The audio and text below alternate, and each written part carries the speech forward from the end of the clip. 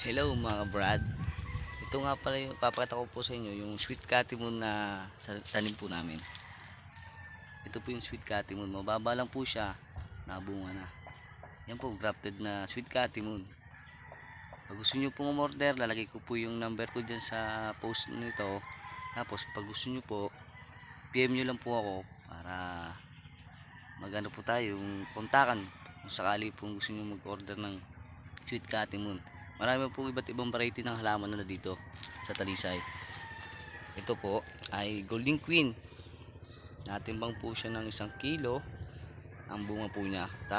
Malutong din po para po siyang mansanas yung bunga niya. Napakainit lang po din, tanghaling tapat.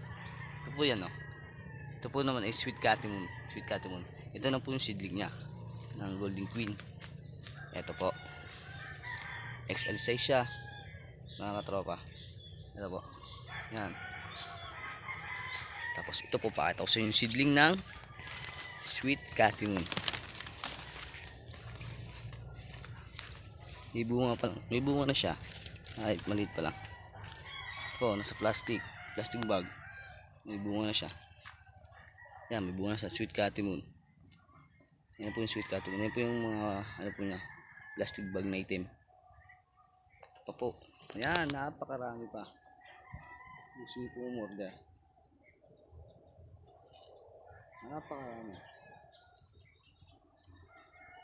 Pag gusto po umorder, kontakin nyo lang po. Free deliver naman po. Ito po yung mga super size na sweet catimun. Mainit. Mainit dito, tangan tapat. Yan po, sweet catimun. Super size. Yan. Ito naman po choconan mango. Ito parang lasang ano. Parang lasang chocolate na malutong. Pulubot ng dahon, choconan. Yan po. Yan o. Makapamili kayo ng marami. Init lang talaga, sobrang init dito. Nakaling tapat po dito sa amin sa Talisay. Init. Yan. Yan. Yan po ang sweet catimun na super size. Yan po. Yan.